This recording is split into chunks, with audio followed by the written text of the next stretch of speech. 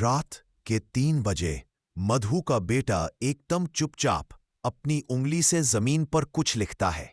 मधु देखती है, वो जमीन पर लिखता है, रमा को मारने वाली मैं नहीं थी। मधु को समझ आता है कि आत्मा जो रमा की है वो बस इंसाफ चाहती थी, लेकिन किसके खिलाफ? मधु अम्मा से पूछती है, क्या रमा की मौत सिर्फ रमेश की वजह से हुई थी?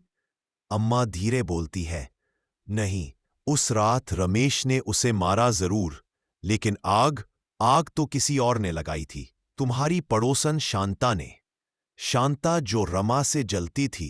पति रमा की सुंदरता की तारीफ करता था। शांता एक दिया गिराती है, रमा का घर आग ने जलने लगता है। अब रमा की आत्मा और ज्यादा गुस्से में थी, क्योंकि सालों तक उसे गलत इंसान से बदला लेने को मजबूर किया गया। तब मधु ने कहा, अब मुझे ही तुम्हें सही इंसाफ दिलाना होगा रमा, ताकि तुम मुक्त हो सको। रात को एक तांत्रिक पूजा होती है। रमा की आत्मा प्रकट होती है आग की लपटों के बीच। अब जब सच्चाई सामने है, मैं शांता को ले जाऊंगी और फिर हमेशा के लिए मुक्त हो जाऊंगी। अगली सुबह गांव में खबर फैलती है, शांता अपनी झोपड़ी में जलकर मर गई और उसके घर की दीवार पर लिखा था, अब पूरा हुआ इंसाफ।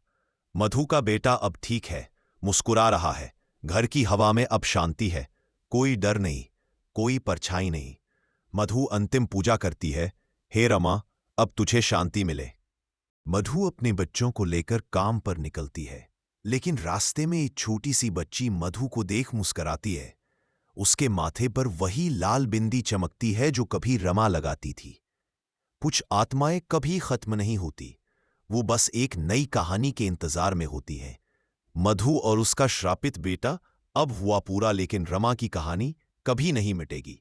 देखते रहिए मेरा चैनल, जहां आत्मा का असली मकसद सामने आएगा और होगा सबसे बड़ा बलिदान। रोज रात को ऐसी ही और कहानियों के लिए चैनल को सब्सक्राइब जरूर करें और वीडियो को लाइक और शेयर करना न भूलें। Thank you.